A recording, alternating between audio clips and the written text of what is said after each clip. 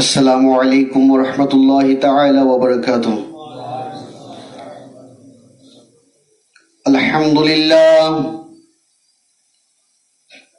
अल्हम्दुलिल्लाह नहमदुहु व नस्तईनुहु व नस्तगफिरुहु व नु'मिनु बिही व नतवक्कलु अलैहि व नऊज़ु बिल्लाहि मिन शुरूरि अनफुसिना वमिन सय्यिआति अअमालिना मन यहदिहिल्लाहु फला मुदिल्ल लहु वमन युद्लिल्हु फला हादिय लहु वनशहदु अल्ला इलाहा इल्लल्लाहु वहदहु ला शरीक लहु ونشهد أن محمدا عبده ورسوله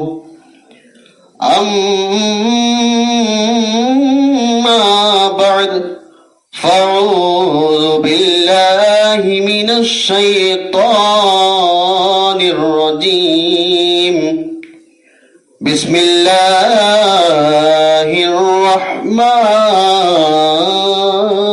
الرحيم ألا إن أولياء الله لا خوف عليهم ولا هم يحزنون الذين آمنوا وكانوا يتقون صدق الله المولانا العظيم وصدق رسوله النبي الكريم ونحن على ذلك لمن الشاهدين والشاكرين والحمد لله رب العالمين إن الله وملائكته يصلون على النبي يا أيها الذين آمنوا صلوا عليه وسلموا تسليما اللهم سيدنا مولانا محمد وعلى آله سيدنا مولانا محمد اللهم صل على سيدنا شفيعنا مولانا محمد وعلى آله سيدنا مولانا محمد صلی اللہ علیہ وسلم سرکار غوث اعظم نظر کرم خدا را سرکار غوث اعظم نظر کرم خدا را میرا خالقہ صبر دو میرا خالقہ صبر دو میں فقیر ہوں تمہارا سرکار غوث اعظم نظر کرم خدا را گنج شکر کا صدقہ گنج شکر کا صدقہ پھرتا ہے مارا مارا سرکار غوث اعظم نظر کرم خدا را مولا علی کا صدقہ گنج شکر کا صدقہ مولا علی کا صدقہ گنج شکر کا صدقہ میری لاج رکھنا یا غوث میری لاج رکھنا یا غوث میں فقیر ہوں تمہارا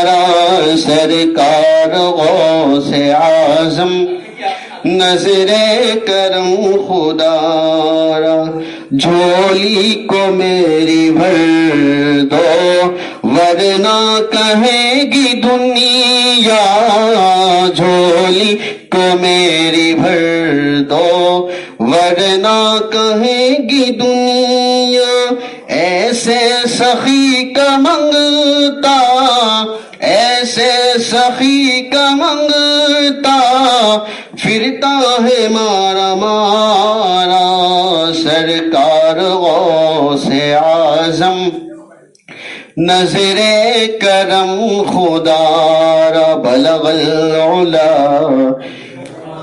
आलिही कशफत दुजा बिजमालिही हसनत जमीउ खिसालिही सल्लु अलैहि वालिही। उपस्थित मोर अति सम्मानीय अति श्रद्धार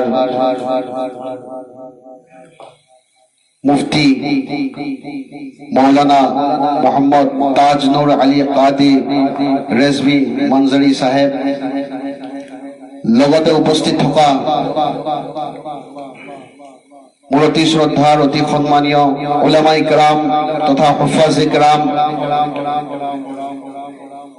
बुजुर्ग व्यक्तिসকল আৰু লগতে উপস্থিত থকা মোৰ অতি মৰমৰ ইছলাম দৰদী ভাই বন্ধুসকল লগতে উপস্থিত থকা মাদ্ৰাছাৰ তালেবা ভাইসকল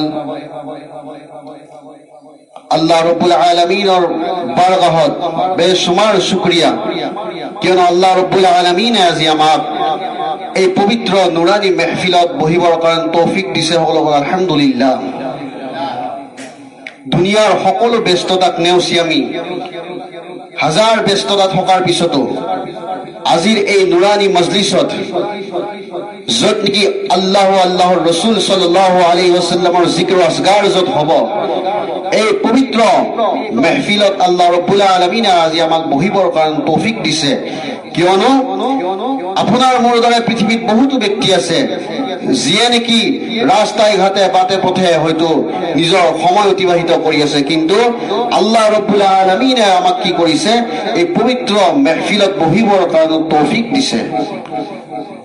ইমান ব্যস্ততা দুনিয়াত আছে আৰু থাকিব এজন মানুহ যেতিয়া পৰ্যন্ত পৃথিৱীত জীয়াই থাকিব জীয়াই থকা পৰ্যন্ত মানুহজনৰ ব্যস্ততা সদায় থাকিব যি পৰ্যন্ত মানুহে এই দুনিয়াত জীয়াই থাকিব শেষ সময়লৈকে মানুহৰ ব্যস্ততা কেতিয়াও মচৰুফিয়াত শেষ নহয় কিন্তু তাৰ মাজতে আমি কি কৰিব লাগিব আল্লাহ আল্লাহৰ ৰাসূল সাল্লাল্লাহু আলাইহি ওয়াসাল্লামৰ কাৰণে আমি সময় উলিয়াব লাগিব আল্লাহৰ ইবাদত বন্দেগী তাৰ মাজেৰে আমি কৰি যাব লাগিব আমাৰ কৰ্মব্যস্ততাৰ মাজতে আমি কি কৰিব লাগিব আল্লাহ আল্লাহৰ ৰাসূল তেওঁৰ হুকুম তেওঁৰ আদেশ মানি আমি চলি যাব লাগিব।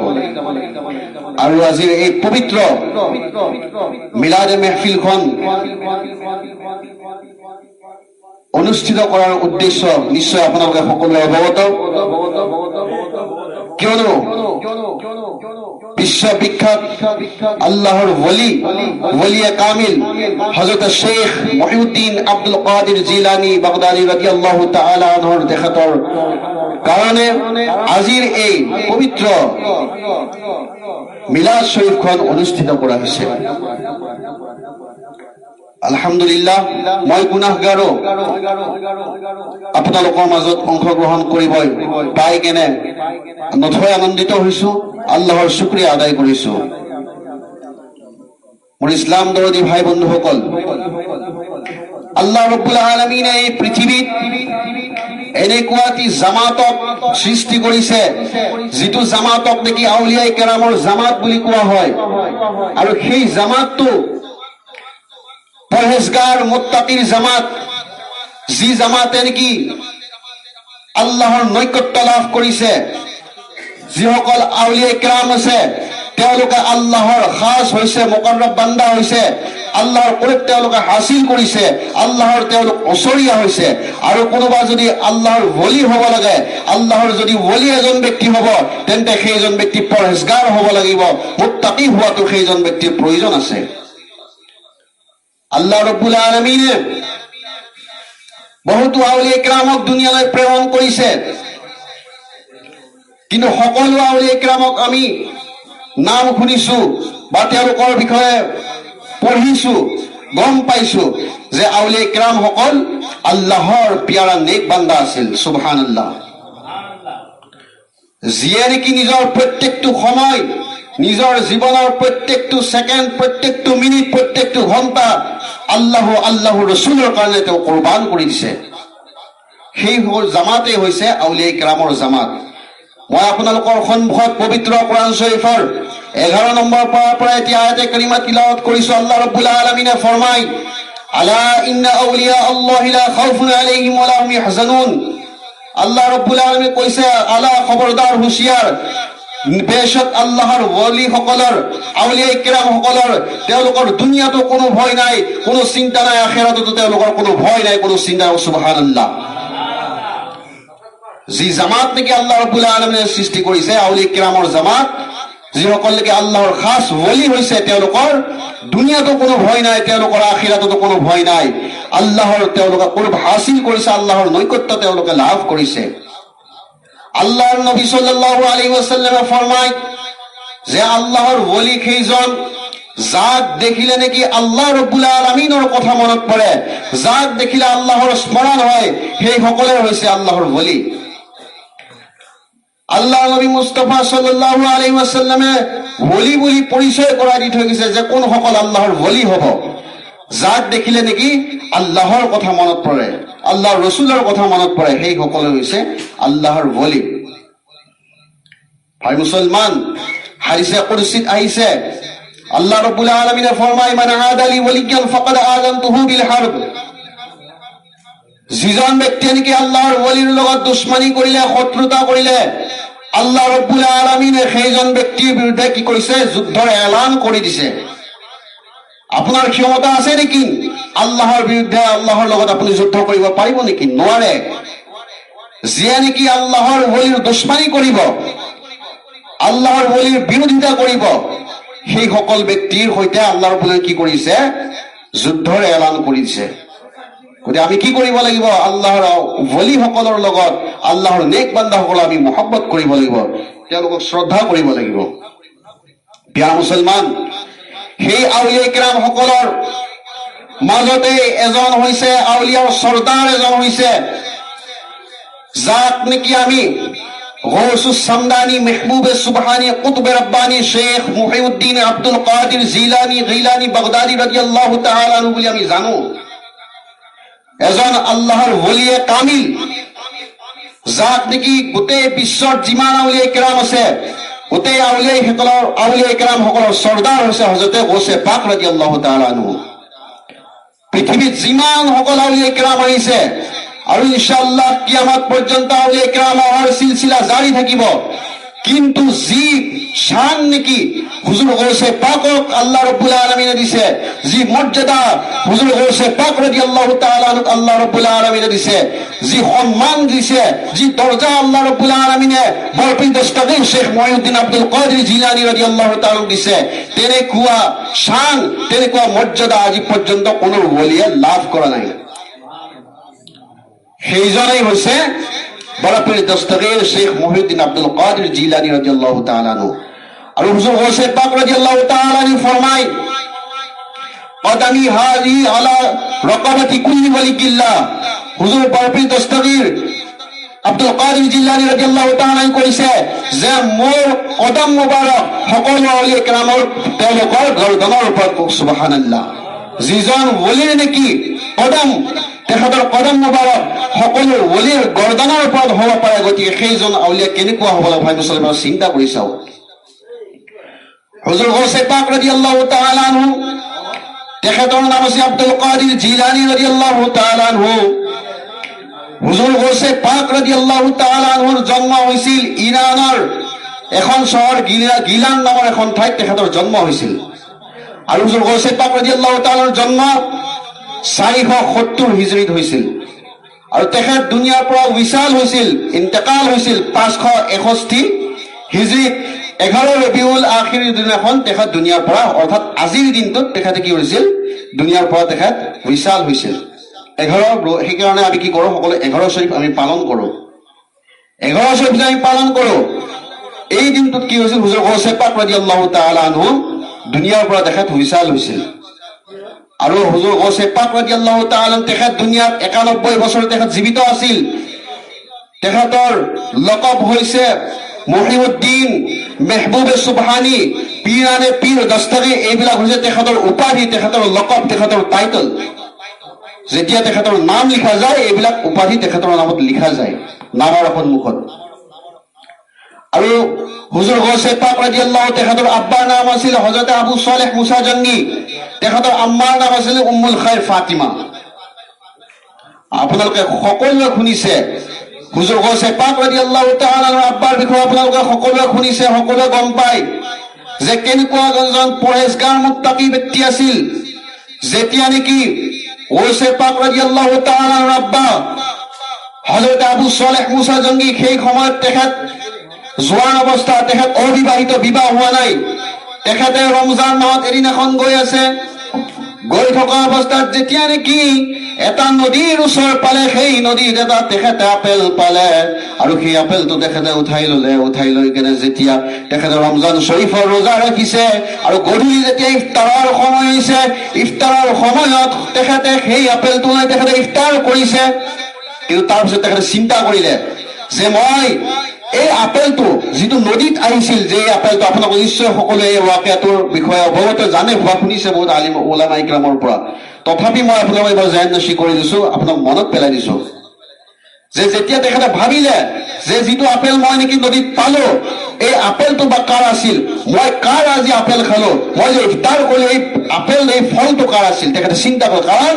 তেওঁলোক আছিল পৰহেজগাৰ ব্যক্তি মুত্তাকি ব্যক্তি ভাই মুসলমান আজি আমি দুনিয়াত আছো আমি ইজনে সিজনৰ হক মাৰি খাইছো ইজনে সিজনৰ বস্তু আমি আনি খাইছো কাৰো কোনো হিসাব নাই কাৰোবাৰ বস্তু আমি নকৰাকৈ হয়তো লৈ লৈছো কিন্তু আমি হিসাব কৰা নাই কিন্তু তেওঁলোক আল্লাহৰ ওলি আছিল তেওঁলোক আল্লাহৰ বুজুৰ্গ আছিল সেই কাৰণে তেওঁলোকে প্ৰত্যেকটো খাদ্যৰ ওপৰত তেওঁলোকে হিসাব কৰি খাইছিল তেওঁলোকে প্ৰত্যেকটো খাদ্য খাওঁতে বহুত আল্লাহৰ কথা চিন্তা কৰি তেওঁলোকে হালাল খাবৰ কাৰণে চেষ্টা কৰিছিল আপোনাৰ কোনো দৰে নহয় আজি আপুনি মই আমি যেতিয়া কিবা এটা বস্তু পাওঁ এই বস্তু ক'ৰ পৰা আহিল কেনেকৈ আহিল আমি একো চিন্তা নকৰোঁ মাত্ৰ আমাক লাগে কিন্তু ভাই বস্তু এটা কথা চিন্তা কৰিব যেতিয়া আপুনি ইবাদত কৰিব লাগিব আপোনাৰ প্ৰথম হৈছে আপুনি হালাল খানা আপুনি খাব পাৰিব লাগিব তেতিয়া আপোনাৰ ইবাদতে কি হ'ব আপোনাক কাম দিব যিমান আপুনি ইবাদত বন্দেগী কৰক যদি আপুনি হাৰাম খাইছে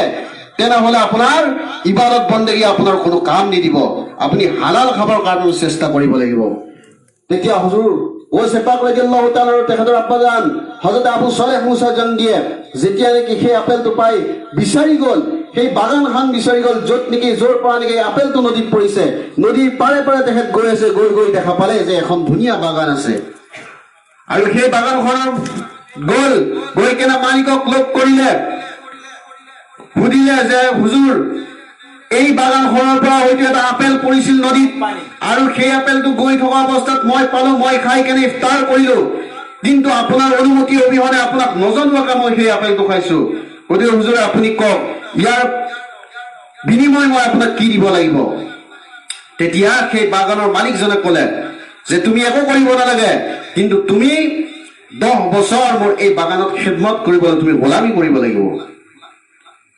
10 বছৰ গোলামী কৰিবে এতিয়া তেখেতে চিন্তা কৰিলে এতিয়া কি কৰা যায় যিহেতু তেখেতে সেই ফলটো খাইছে গতিকে তেখেতে হক আদায় কৰিব লাগিব আমাৰ নিচিনা আপোনাৰ নিচিনা তেওঁলোক নাছিল তেওঁলোক আল্লাহৰ খাস বান্দা আছিল গতিকে তেখেতে কি কৰিলে তেখেতে সেই চৰ্ত মানি ললে আৰু তেখেত থাকি এনেকে দিন গৈ যেতিয়া নেকি 10 বছৰ অৱসৰত সম্পূৰ্ণ হল 10 বছৰ সম্পূৰ্ণ হৈ যোৱাৰ পিছত যেতিয়া কৈছে যে হুজুৰ আজিৰ দিনত মোৰ আপোনাৰ ওচৰত 10 বছৰ সম্পূৰ্ণ হৈ গৈছে তেতিয়া সেইজন মালিকে কৈছে তুমি এই 10 বছৰ নহয় আৰু এটা চৰ্ত আছে সেই চৰ্ত তুমি মানিব লাগিব কি চৰ্ত কৈছে এজনী মোৰ ছোৱালী আছে মোৰ ছোৱালীজনী 5টা আইব আছে তাই 5টা দুখ আছে কিন্তু তুমি সেই ছোৱালীজনীক বিয়া পাতিব লাগিব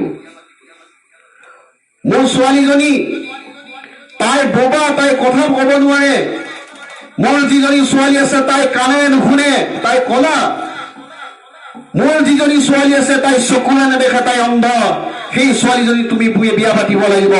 মোৰ ছোৱালীজনী তাই ভৰিৰে খোজ কাঢ়িব নোৱাৰে, তাৰ অৰ্থাৎ তাই লেঙেৰা, তাই খোজ কাঢ়িব নোৱাৰে। মোৰ ছোৱালী আছে কিন্তু তাই হাতখন পুঙা, তাই কোনো কাম কৰিব নোৱাৰে। এতিয়া হুজুৰ বৰপীৰ দস্তগীৰ আব্দুল কাদিৰ জিলানী ৰাদিয়াল্লাহু তাআলাৰ বাবা হজৰত আবু সালেহ মুসা জঙ্গি তেখেত চিন্তা কৰিলে কি কৰা যায়, কাৰণ তেখেতে বাচিব লাগিব, যিহেতু যদি সেইজন ব্যক্তিয়ে মাফ নকৰে তেনেহলে হয়তো আল্লাহও মাফ নকৰিব পাৰে। গতিকে তেওঁলোক আছিল আল্লাহৰ waliয়ে কামিল আছিল। গতিকে তেওঁলোক কি কৰিলে যে সেই চৰ্তটো তেখেতে মানি ললে।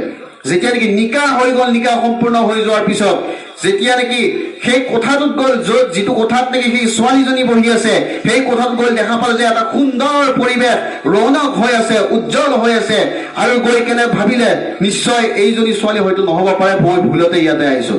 আৰু সেই ছোৱালীজনীৰ আব্বাকৰ ওচৰত যাই ক'লে যে হুজুৰ, সেইজনী ছোৱালী হয়তো নহয় যিজনীৰ কথা আপুনি কৈছিল, কাৰণ যিজনী ছোৱালী ইয়াতে বহি আছে এইজনীতো সম্পূৰ্ণ সুস্থ ছোৱালী, ধুনীয়া এজনী সুন্দৰী যুৱতী ইয়াত বহি আছে। তেতিয়া কৈছে নহয়, তুমি যোৱা, যিজনী ছোৱালী তুমি বিবাহ কৰিছা, তুমি নিকাহ কৰিছা, এইজনীয়ে মোৰ ছোৱালী। হুজুৰ বৰপীৰ দস্তগীৰ ৰাদিয়াল্লাহু তাআলা আনহুৰ আব্বা হযৰতে আবু সালেহ মুসা জঙ্গি যেতিয়া যায় নেকি দেখা পালে যে এইজনী এখন সুন্দৰী যুৱতী, তেতিয়া সেই ছোৱালীজনীৰ আব্বাক সুধিলে, আপুনি কওক, আপুনি মোক তেনেদৰে কিয় কৈছিল? তেতিয়া তেখেতৰ আব্বাজান, সেই ছোৱালীজনীৰ আব্বাজানে ক'লে যে তুমি শুনা, মই এই ছোৱালীজনী, মোৰ ছোৱালীজনী মই এই কাৰণে বোবা বুলি কৈছো, মোৰ ছোৱালীয়ে কোনোদিন তাই মুখৰ পৰা কোনোদিন বেয়া বাক্য কৈ পোৱা নাই, কোনোদিন মানুহক মিছা কথা কৈ পোৱা নাই, কোনোদিন গালি গালাজ কৰি পোৱা নাই। আৰু মই ছোৱালীক মই কলা বুলি কৈছো, এইকাৰণে আজি পৰ্যন্ত মোৰ ছোৱালী আজি পৰ্যন্ত কোনো পৰপুৰুষৰ আজি পৰ্যন্ত শব্দ মাত শুনা নাই। সুবহানাল্লাহ। মই মোৰ ছোৱালীক এইকাৰণে অন্ধ বুলি কৈছো, আজি পৰ্যন্ত মোৰ ছোৱালীয়ে কোনো পৰপুৰুষক, কোনো বেগানা পুৰুষক মোৰ ছোৱালী আজি পৰ্যন্ত চোৱা নাই। মই মোৰ ছোৱালীক মই এইকাৰণে লেঙেৰা বুলি কৈছো, মোৰ ছোৱালী আজি পৰ্যন্ত কোনোদিন বেয়া ৰাস্তাত যোৱা নাই, কোনোদিন বেয়া অপকৰ্মত যোৱা নাই, সেইকাৰণে মই মোৰ ছোৱালীক লেঙেৰা বুলি কৈছো। আৰু মই মোৰ ছোৱালী এইকাৰণে কোঙা বুলি কৈছো যে মোৰ ছোৱালী আজি পৰ্যন্ত এই হাতেৰে কোনোদিন অপকৰ্মত হাত দি পোৱা নাই, কোনোদিন বেয়া কৰ্ম কৰি পোৱা নাই। সুবহানাল্লাহ। গতিকে চিন্তা কৰক ভাই মুছলমান, যদি আমি কি কৰিব লাগে, এজন নেক সন্তান পাব লাগে, কি কৰিব লাগিব, আমাৰ মা বাবা পিতৃ মাতৃ নেক হব লাগিব, ওলি হব লাগিলে গৰ্ভ ওলিৰ হব লাগিব। হযৰত বৰপীৰ দস্তগীৰ আব্দুল কাদিৰ জিলানী তেখেত আল্লাহৰ ওলি হৈছে, তেখেত জন্মগতভাৱে আল্লাহৰ ওলি, কিয় তেখেতৰ আব্বা আম্মা পৰহেজগাৰ মুত্তাকি আছিল। ভাই মুছলমান, আজি যদি আমি পৰহেজগাৰ নহওঁ, আমি যদি মুত্তাকি নহওঁ, তেনেহলে আমাৰ সন্তানো পৰহেজগাৰ মুত্তাকি নহয়। যদি আপুনি নেক হয়, আপুনি যদি পৰহেজগাৰ হয়, আপুনি যদি আল্লাহক ভয় কৰে, তেনেহলে আপোনাৰ সন্তান গৌছে পাক ৰাদিয়াল্লাহু তাআলা আনহুৰ দৰে হ'ব। আপুনি যদি পৰহেজগাৰ হয়, আপুনি যদি মুত্তাকি হয়, আপোনাৰ সন্তান খাজা আজমি ৰাদিয়াল্লাহু তাআলা আনহুৰ দৰে হ'ব। আপুনি যদি পৰহেজগাৰ হয়, আপুনি যদি মুত্তাকি হয়, আপুনি যদি নেক হয়, আপোনাৰ সন্তান আলা হযৰতৰ দৰে হ'ব। আপুনি যদি নেক হয়, আপুনি যদি পৰহেজগাৰ হয়, মুত্তাকি হয়, তেনেহলে আপোনাৰ সন্তান তাজুশ শৰিয়া ৰাহমাতুল্লাহ আলাইহিৰ দৰে হ'ব। সুবহানাল্লাহ। গতিকে আমি কি কৰো, সকলো আশা কৰো যে মোৰ সন্তানজন ভাল হওক, পিতৃ মাতৃৰ কথা শুনা বা মাক বাপেকৰ কথা শুনা, মা বাপেকৰ বাধ্য হওক। কিন্তু ভাই মুছলমান, যদি আপুনি ঠিক নহয়, পিতৃ মাতৃ যদি নেক নহয়, ছোৱালী নহয়, মুত্তাকি নহয়, তেনেহলে আপুনি সন্তানক আশা কৰি আপুনি কোনো লাভ নাই। আপুনি নিজে ঠিক হব লাগিব, আপুনি পৰহেজগাৰ হব লাগিব, ঘৰত আপুনি যি খাদ্য লৈ আহিছে এই খাদ্য হালাল হব লাগিব, আপুনি সৎ উপাৰ্জন কৰিব পাৰিব লাগিব, তেনেহলে সেই খাদ্য খাই যি সন্তান আপোনাৰ ডাঙৰ দীঘল হৈছে, সেই সন্তান কি হব, আপোনাৰ নেক সালেহ মুত্তাকি পৰহেজগাৰ হব। সুবহানাল্লাহ। যেতিয়া নেকি হুজুৰ গৌছে পাক ৰাদিয়াল্লাহু তাআলা জন্ম হৈছে, হুজুৰ গৌছে পাক ৰাদিয়াল্লাহু তাআলা শিশু অৱস্থা, ৰমজান মাহ আহিল, কিন্তু আমাৰ গৌছে পাক ৰাদিয়াল্লাহু তাআলা আনহু ৰমজান মাহতো যেতিয়া নেকি ৰাতিপুৱা সূৰ্য উদয় হয়, গধূলি সূৰ্য অস্ত যোৱা পৰ্যন্ত হুজুৰ গৌছে পাক ৰাদিয়াল্লাহু তাআলা মাকৰ আহাৰ খোৱা নাছিল। সুবহানাল্লাহ। শিশুকালৰ অৱস্থা, কাৰণ তেওঁ এজন জন্মগত মালজাত, তেখেত এজন ওলি আছিল, জন্মগত তেখেত এজন ওলি আছিল, ওলিয়ে কামিল আছিল। সুবহানাল্লাহ। যেতিয়া নেকি হুজুৰ গৌছে পাক ৰাদিয়াল্লাহু তাআলা আনহু নিজৰ বন্ধুৰ লগত যেতিয়া খেলিবৰ কাৰণে ওলাই যায়, তেতিয়া আল্লাহৰ তৰফৰ পৰা গায়বী আৱাজ আহে, অ মোৰ বান্দা, অ মোৰ নাইক বান্দা, তুমি ক'ত গৈছা? তুমি মোৰ ফালে আহি যোৱা। সুবহানাল্লাহ। এই গৌছে পাক ৰাদিয়াল্লাহু তাআলা আনহু তেখেত কেনেকুৱা আছিল আপুনি চিন্তা কৰি চাওক। এজন সন্তান আপোনাৰ আমাৰ ল'ৰা ছোৱালী ঘৰত হয়তো আছে, সেই সন্তানে শিশু অৱস্থাত কি কৰ্ম কৰে আপুনি জানে, কিন্তু গৌছে পাক ৰাদিয়াল্লাহু তাআলাৰ জিন্দগী চাওক, তেখেতৰ সিৰত চাওক, তেখেতৰ ৰাস্তা চাওক, তেখেতে কেনেকে জীৱন অতিবাহিত কৰিছে চাওক। যেতিয়া নেকি হুজুৰে গৌছে পাক ৰাদিয়াল্লাহু তাআলাৰ ওচৰত সোধা হ'ল যে হুজুৰ আপুনি কেনেকে গম পালে, আপুনি কেনেকে উইলায়াত হাসিল কৰিলে, আপুনি কেনেকে গম পালে যে আল্লাহৰ এজন ওলি? তেতিয়া হুজুৰ গৌছে পাক ৰাদিয়াল্লাহু তাআলা ফৰমায়, যেতিয়া মই মক্তবত পঢ়িবৰ কাৰণে যাওঁ, মই মাদ্ৰাসাত পঢ়িবৰ কাৰণে যেতিয়া যাওঁ, মোৰ পিছত ফিৰিস্তা যায়, ফিৰিস্তা যাই কেনে মোক মাদ্ৰাসাত থৈ আহে। যেতিয়া নেকি মই মক্তবৰ ভিতৰত প্ৰৱেশ কৰো আৰু ফিৰিস্তাই কয় ইফসাহু লিৱালিল্লাহ, আল্লাহৰ ওলি আহিছে, তোমালোকে বহিবৰ কাৰণে ঠাই দান কৰা। সুবহানাল্লাহ। আল্লাহৰ ওলি আহিছে এই মক্তবত পঢ়িবৰ কাৰণে। আৰু মক্তবত যিমান ল'ৰা আছে সকলোৱে এই আৱাজটো শুনে, ফিৰিস্তাই কৈ থাকে যে আল্লাহৰ ওলি আহিছে, তোমালোকে বহিবৰ কাৰণে ঠাই দান কৰা। এনেকুৱা মৰ্তবা, এনেকুৱা শান আল্লাহ ৰাব্বুল আলামিন আমাৰ গৌছে পাক ৰাদিয়াল্লাহু তাআলা দান কৰিছে। যেতিয়া নেকি লাহে লাহে ডাঙৰ দীঘল হয়, হুজুৰ গৌছে পাক ৰাদিয়াল্লাহু তাআলা 18 বছৰ বয়সত ভৰি দিলে।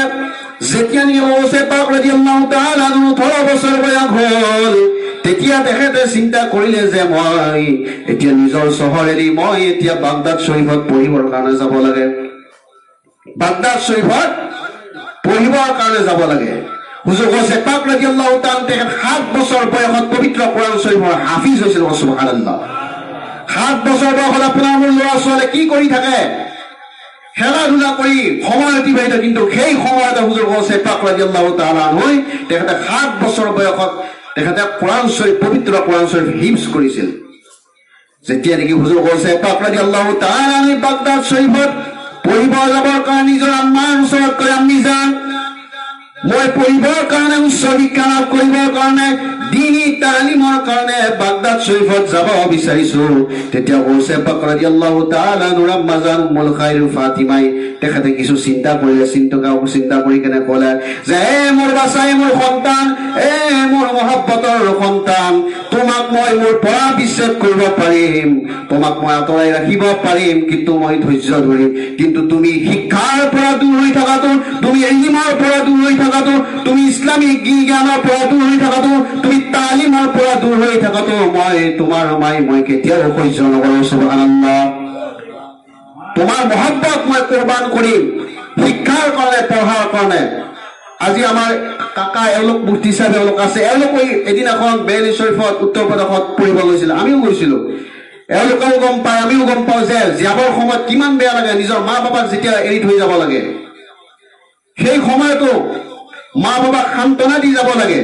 গতিকে হুজুৰ গৌছে পাক ৰাদিয়াল্লাহু তাআলা যেতিয়া পঢ়িব যাব ওলাইছে বাগদাদ শৰীফত, তেতিয়া তেখেতৰ মায়ে কৈছে, মোৰ বাচ্চা, মোৰ সন্তান, আজি যদি তোমাক পঢ়িব যাব নিদিওঁ তেনেহ'লে তুমি তালিমৰ পৰা তুমি বঞ্চিত হৈ থাকিবা, তুমি শিক্ষাৰ পৰা দূৰ হৈ থাকিবা। তুমি গতিকে মই তোমাৰ নামত মোৰ মহব্বত কোৰবান কৰি দিম, কিন্তু তুমি পঢ়িব যাব লাগিব।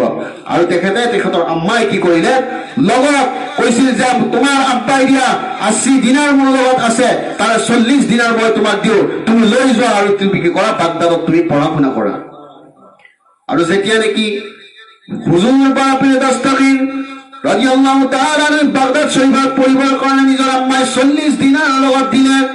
কিন্তু এটা কথা ক'লে নিজৰ আম্মাই, মোৰ বাচ্চাই, মোৰ সন্তান, তুমি কোনোদিন মিছা কথা তুমি কোনোদিন নকবা, মিছা কথা তুমি কোনোদিন নকবা তুমি যিমান বিপদত নকৰা কিয়, তুমি যিমান অভাৱত নকৰা কিন্তু তুমি কোনোদিন মিছা কথা নকবা। ভাই মুছলমান, আজি আমি কি কৰো, মানুহক কথাৰ প্ৰতি আমি মিছা কথা কওঁ। মিছা কথা কোৱা ব্যক্তিসকলৰ ওপৰত আল্লাহ পাকে কি কৰিছে, লানত দিছে। আল্লাহ পাকে পবিত্ৰ কোৰআন শৰীফত ফৰমায়, লানাতুল্লাহি আলাল কাযিবিন, মিছা কথা কোৱা, অসত্য কথা কোৱা সকলৰ ওপৰত আল্লাহ ৰাব্বুল আলামিনে লানত অৱতীৰ্ণ কৰিছে। নাউজুবিল্লাহি মিন যালিক। সেই সকল মিছা কথা কোৱা ব্যক্তিসকলৰ ওপৰত আল্লাহ ৰাব্বুল লানত দিছে। আমি মিছা কথা আমি কোনোদিন আমি কবৰ কাৰণে চেষ্টা কৰিব নালাগে। আপুনি সত্যবাদী হওক। হুজুৰ পাক সাল্লাল্লাহু আলাইহি ওয়াসাল্লামৰ আদৰ্শই হৈছে সত্য, ইছলামৰ আদৰ্শই হৈছে সত্য। আমি যদি ভাই মুছলমান আমি মিছা কথা, মুছলমান যদি হৈছো আমি মিছা কথা কেতিয়াও ক'ব নালাগে। যদি আপুনি হকত থাকিব বিচাৰে, হকৰ ৰাস্তাত চলিব বিচাৰে, তেনেহলে আপুনি মিছা কথা আপুনি কেতিয়াও ক'ব নোৱাৰে। আল্লাহ ৰাব্বুল আলামিনৰ কাৰণে, আল্লাহ ৰাসূলৰ কাৰণে আপুনি সদায় সঁচা কথা কৈ আপুনি আগবাঢ়িব লাগিব। যদি আপুনি মিছা কথা কয়, মিছা কথা ক'লে আপোনাৰ গুনাহ হ'ব, এই গুনাহে আপোনাক জাহান্নামৰ পৰা লৈ যাব।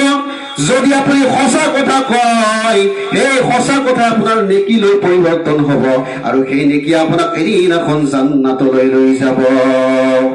যেতিয়া নেকি এদিন এখন আল্লাহৰ নবী মুস্তাফা সাল্লাল্লাহু আলাইহি ওয়াসাল্লামৰ ওচৰত এজন ব্যক্তি আহি ক'লে, ইয়া ৰাসূলুল্লাহ, ইয়া হাবিবাল্লাহ, ইয়া ৰাসূলুল্লাহ, মই আপোনাৰ দ্বীন কবুল কৰিব বিচাৰো। ইয়া ৰাসূলুল্লাহ, মই ইছলাম কবুল কৰিব বিচাৰো, কিন্তু ইয়া ৰাসূলুল্লাহ, মই কিন্তু মদ খাওঁ, মই জুৱা খেলো, মই জিনা কৰো, মই চুৰ কৰো, মই মিছা কথা কওঁ, কিন্তু ইয়া ৰাসূলুল্লাহ, মই যদি আপোনাৰ দ্বীন ইছলাম কবুল কৰো, মই ইমান কৰ্ম মই বাদ দিব নোৱাৰিম। মই বহুত অপকৰ্ম কৰো, কিন্তু মই ইমান কৰ্ম যদি মই দ্বীন ইছলাম যদি মই গ্ৰহণ কৰো, মই বাদ দিব নোৱাৰিম। তেতিয়া আল্লাহৰ নবীয়ে ফৰমায় যে, শুনা, তুমি মিছা কথা কোৱা বৰ্জন কৰা, মিছা কথা কোৱা বাদ দিয়া। তেতিয়া সেইজন ব্যক্তি উভতি গল। উভতি যায় যেতিয়া নেকি সেইজন ব্যক্তিয়ে মদৰ বটল হাতত লৈছে খাবৰ কাৰণে, তেওঁ চিন্তা কৰিলে যে আল্লাহৰ নবী মুস্তাফা সাল্লাল্লাহু আলাইহি ওয়াসাল্লামে মোক সুধিব, আল্লাহৰ নবীয়ে সুধিব যে তুমি কি কাম কৰিছা, তুমি মদ খাইছা নেকি? তেতিয়া যদি আল্লাহৰ নবীক মই মিছা কথা ক'ব লাগে, মোৰ ওয়াদা খেলাফ হৈ যাব। আল্লাহৰ নবীৰ হাতত মই ইছলাম কবুল কৰিছো। তেখেতে আকৌ তাৰ পিছত যেতিয়া নেকি জিনাৰ কাৰণে আগবাঢ়িছে, জিনাৰ কাৰণে আগবাঢ়ি তেখেতে চিন্তা কৰিলে, যদি আল্লাহৰ নবীয়ে সুধিছে, তুমি সোধে মোক তুমি জিনা কৰিছা নেকি, তেতিয়া মই আল্লাহৰ নবীক সঁচা কথা ক'ব লাগিব। আল্লাহৰ নবীৰ ওচৰত মই ওয়াদা কৰিছো, যদি আল্লাহৰ নবীক মই মিছা কথা কওঁ মোৰ ভুল হৈ যাব। এনেকে তেখেতে যেতিয়া নেকি সকলো গুনাহৰ কৰ্মৰ কাৰণে আগবাঢ়িছে, তেখেতে চিন্তা কৰিলে যে মই মিছা কথা মই ক'ব নোৱাৰিম। আল্লাহৰ নবী সাল্লাল্লাহু আলাইহি ওয়াসাল্লামৰ ওচৰত সেইজন ব্যক্তি গৈছে, যে কৈছে, ইয়া ৰাসূলুল্লাহ, ইয়া হাবিবাল্লাহ, আপুনি মোক সঁচা কথা ক'ব দি আপুনি বহুত ভাল কৰিছে, কিয়নো সঁচা কথাৰ কাৰণে আজি মই বহুতো মই গুনাহৰ পৰা বাচি গৈছো। সুবহানাল্লাহ। গতিকে এই মিছা কথাই মানুহক জাহান্নামৰ পৰা ঠেলি দিয়ে, সকলো ইবাদত মানুহৰ ধ্বংস কৰি দিয়ে মিছা কথাই। ভাই মুছলমান, আপুনি এটা কথা চিন্তা কৰিব, যদি আপুনি এটা মিছা কথা কয়, সেই মিছা কথাটোক আপুনি ঢাকন দিবৰ কাৰণে, সঁচালৈ পৰিৱৰ্তন কৰিবৰ কাৰণে আপুনি কি কৰিব লাগিব, তাৰ ওপৰত 1000 মিছা কথা আকৌ আপুনি ক'ব লাগিব। তেতিয়াহে আপুনি সেই মিছা কথাটোক, আপোনাৰ মিছা কথাটোক আপুনি কি কৰিব লাগিব, সঁচালৈ আপুনি পৰিৱৰ্তন কৰিব। গতিকে আমি মিছা কথা, সকলো যিমান পৃথিৱীত গুনাহ আছে, এই সকলো গুনাহৰ শিপাই হৈছে মিছা কথা। মিছা কথা যদি আমি বৰ্জন কৰিব পাৰো, মিছা কথাৰ পৰা আমি ত্যাগ কৰিব পাৰো, তেনেহলে আমি বহুতো গুনাহৰ পৰা আমি বাচি থাকিব পাৰিম। আমি সৎ হৈ মানুহে আমাক ক'ব পাৰিব যে মানুহজন সৎ আছিল, যদিও নামাজ ৰোজা কম কৰিছিল, কিন্তু মানুহজন সত্যবাদী আছিল। গতিকে ভাই মুছলমান, মই অনুৰোধ জনাও যে আমি কি কৰিব লাগে, আমি সত্যবাদী হ'বৰ কাৰণে চেষ্টা কৰিব লাগিব। মই কৈ আছো হুজুৰ কৈছে পাক ৰাদিয়াল্লাহু তাআলা আনহুৰ কথা, যেতিয়া নেকি হুজুৰ কৈছে পাক ৰাদিয়াল্লাহু তাআলা আনহুৰ বাগদাদ শৰীফৰ পূবলৈ তেখেতে পঢ়িবৰ কাৰণে ওলাই যায়। গিলানৰ পৰা প্ৰায় 400 মাইল বাগদাদ শৰীফৰ দূৰত্ব আছে। এটা কাফিলাৰ সৈতে হুজুৰ কৈছে পাক ৰাদিয়াল্লাহু তাআলা আনহু বাগদাদ শৰীফত পঢ়িবৰ কাৰণে ওলাই যায়। যেতিয়া নেকি ৰাস্তাত মাজত ডকাইত আহি কেনে সেই কাফিলাটোৰ ওপৰত ডকাইতি কৰিব আৰম্ভ কৰিছে, হুজুৰ কৈছে পাক ৰাদিয়াল্লাহু তাআলা ৰাস্তাৰ একাষে থিয় হৈ কেনে চাই আছে, গোটেই দৃশ্য চাই আছে। এজন ডকাইত যেতিয়া হুজুৰ কৈছে পাক ৰাদিয়াল্লাহু তাআলাৰ ওচৰত আহিছে, তেতিয়া গৌছে পাক ৰাদিয়াল্লাহু তাআলা আনি কৈছে যে মোৰ লগত 40 দিনাৰ আছে। সুবহানাল্লাহ। তেখেতে নিজে কৈছে যে মোৰ লগত 40 দিনাৰ আছে। সেই ডকাইতজনে বিশ্বাস কৰা নাই, কাৰণ 18 বছৰৰ এজন ল'ৰা বিশ্বাস কৰে যে লগত 40 দিনাৰ পইচা আছে। আকৌ এজন ডকাইত আহিছে, আকৌ তেখেতেও কৈছে যে মোৰ লগত 40 দিনাৰ পইচা আছে। সেইজনেও বিশ্বাস কৰা গুচি গৈছে। অৱশেষত তেখেতৰ তেওঁলোকৰ চৰ্দাৰজনক লৈ আহিছে।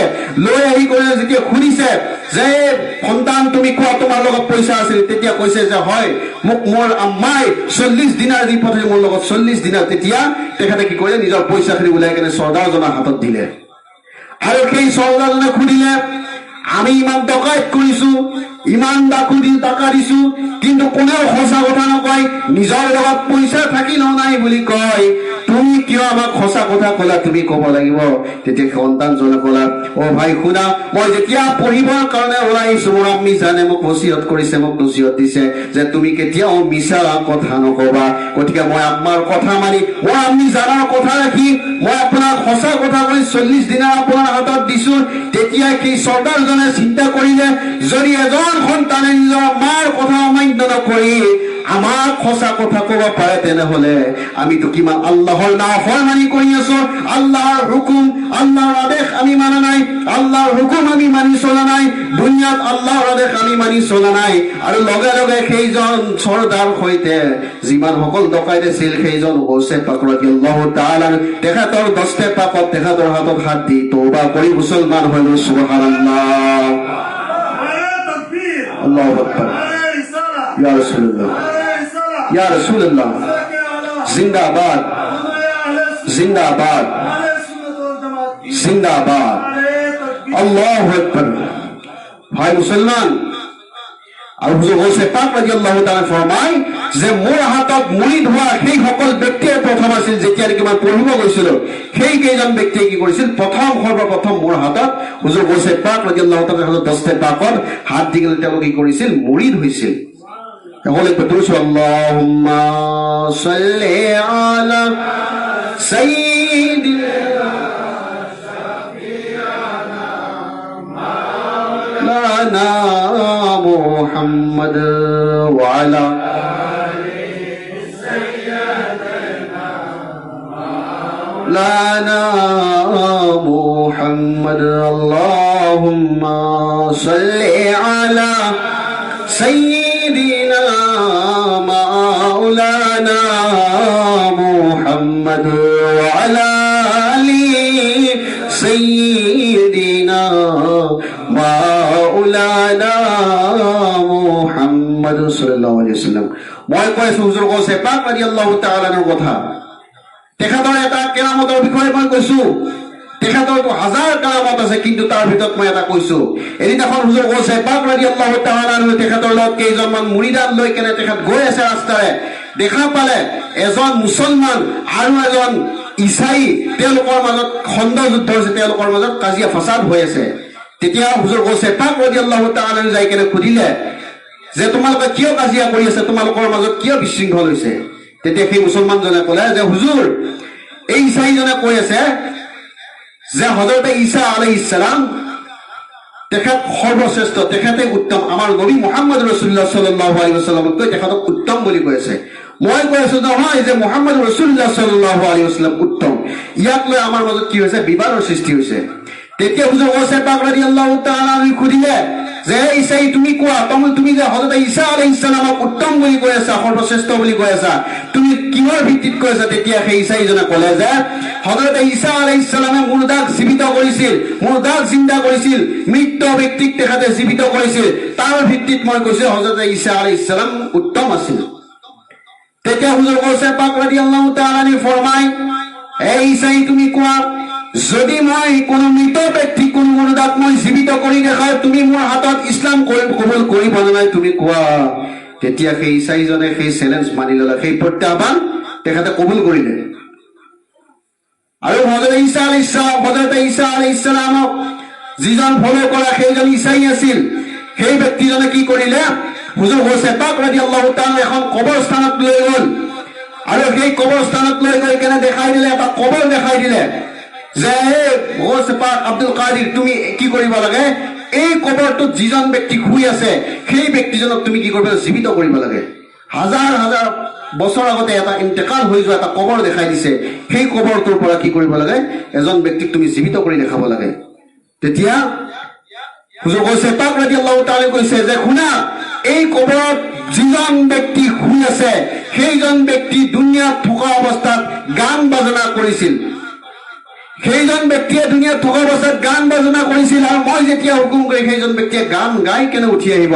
আল্লাহৰ নবী সাল্লাল্লাহু আলাইহি ওয়াসাল্লামৰ খাস ওলি হুজুৰ গৌছে পাক ৰাদিয়াল্লাহু তাআলাৰ ইমান ক্ষমতা আল্লাহৰ ওপৰত দান কৰিছে যে যিজন ব্যক্তি নেকি শ শ হাজাৰ বছৰ আগত ইন্তেকাল হৈ গৈছে, সেইজন ব্যক্তি দুনিয়াত থকা অৱস্থাত কি আছিল, এজন আল্লাহৰ ওলিয়ে কৈ আছে সুবহানাল্লাহ।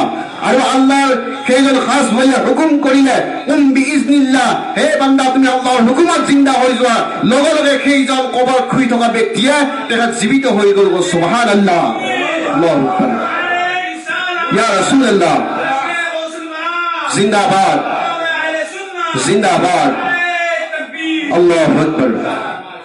সেইজন ব্যক্তি জীৱিত হোৱাৰ লগে লগে সেইজন ব্যক্তি ইচ্ছাই কি কৰিলে, কবুল কৰিলে। এজন গৌছে পাক কোন আছিল, কোনো নবী নহয়, তেখেতৰ যে আল্লাহৰ নবীৰ এজন আওলাদ, এজন আল্লাহৰ ওলি। গতিকে আল্লাহৰ ওলিৰ এজন ক্ষমতা যদি এনেকুৱা হয়, আমাৰ নবীৰ কেনেকুৱা ক্ষমতা হ'ব, সুবহানাল্লাহ। গতিকে ভাই মুছলমান, আল্লাহৰ ওলি সকলৰ লগত সকলোৱে মহব্বত ৰাখিবৰ কাৰণে চেষ্টা কৰিব, তেওঁলোকৰ ফায়েজ হাসিল কৰিবৰ কাৰণে চেষ্টা কৰিব। ঘৰত থাকি হলেও যদিও তেওঁলোকৰ মাজাৰাত সমূহত যায় আমি জিয়াৰত কৰিব পৰা নাই, ঘৰত থাকি হলেও তেওঁলোকৰ ওছিলা লৈ আল্লাহৰ ওচৰত দোৱা কৰিব। নিশ্চয় আল্লাহ ৰব্বুল আলামিনে তেখেতৰ মহান বাৰগাহত আপোনাৰ দোৱা সেই সকল নেক বুজুৰ্গ তথা ওলি ৰচিলে, ওলিয়ে কামিলৰ ৰচিলে আল্লাহ ৰব্বুল আলামিনে আপোনালোকৰ দোৱা কবুল কৰিব। সকলোকে আমিন। মই ইয়াতকৈ আৰু বেছি দীঘলীয়া নকৰো, আপোনালোক সকলোৱে মোৰ কাৰণে দোৱা কৰিব, যাতে যদি ইয়াত কোৱাত বা শুনাত কিবা যদি ভুল হৈছে মহান আল্লাহ ৰব্বুল আলামিনেও যাতে মাফ কৰি দিয়ে, আপোনালোকেও যাতে নিজৰ সৰু ভাইটি হিচাপত মাফ কৰি দিয়ে, সেইখিনি কৈ মই আশা ৰাখিলো। এইখিনি কৈ মই মোৰ চমু বক্তব্য সামৰণি মাৰিলো। ওয়া আখিৰু দাৱানা আলহামদুলিল্লাহি ৰাব্বিল আলামিন। আসসালামু আলাইকুম ওয়া ৰাহমাতুল্লাহি।